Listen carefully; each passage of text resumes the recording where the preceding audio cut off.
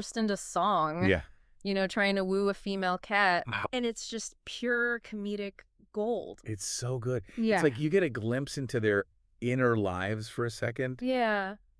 Their desires, Mhm. their vulnerabilities. Yeah. Like the mask slips for a moment and you see them as something more Right. than just cartoon archetypes. Yeah, and we can't forget the supporting cast. Oh, yeah. Especially Spike the Bulldog. Yes. Like, he starts off as this really aggressive and territorial force. Right. But then he really softens up when his adorable son, Tyke, comes into the picture. And he gets a voice. Yes. And not just any voice. Right. It's modeled after Jimmy Durante. Jimmy Durante. Which is such a brilliant move. So brilliant. Because it just instantly adds this whole other layer of humor and pathos to the whole dynamic. Right. And of course, Tom usually ends up being the one who bears the brunt of Spike's anger. Tom. Usually thanks to Jerry's scheming. Right. It's a classic comedic setup. It never gets old. It really doesn't. But we do have to address kind of a more sensitive aspect of the show, which is Mammy Two Shoes.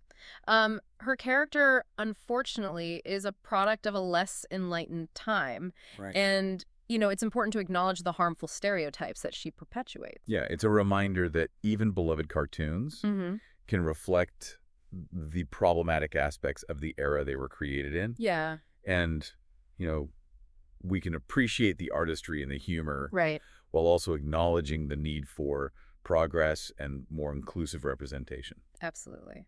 So let's shift gears a little bit and talk about the creative minds behind these iconic characters. Okay. William Hanna and Joseph Barbera. The legends. It's amazing to think that they weren't even sure about the concept at first. Really? Yeah, their first short, Puss Gets the Boot, was more of an experiment. Wow. But its success proved that there was something special about this cat-mouse duo. Yeah. And the rest, as they say, is history. History. And what a history it is. I mean, they went on to win 7 Academy Awards for their Tom and Jerry shorts. That's more than any other character-based animated series. That's incredible. Even surpassing Disney at its peak.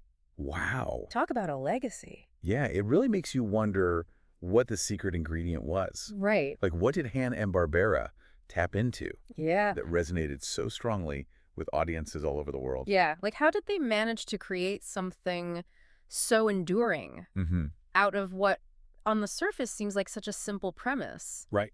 But there's clearly a genius to that simplicity. Absolutely. Like a timelessness that transcends generations and cultures. It really does. It's amazing, isn't it? Yeah, it really is. Like, what's that magic formula?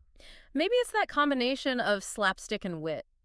Okay. Like that ability to make you laugh out loud one minute Right. and then just marvel at the cleverness of a gag the next. Yeah. And I think we also have to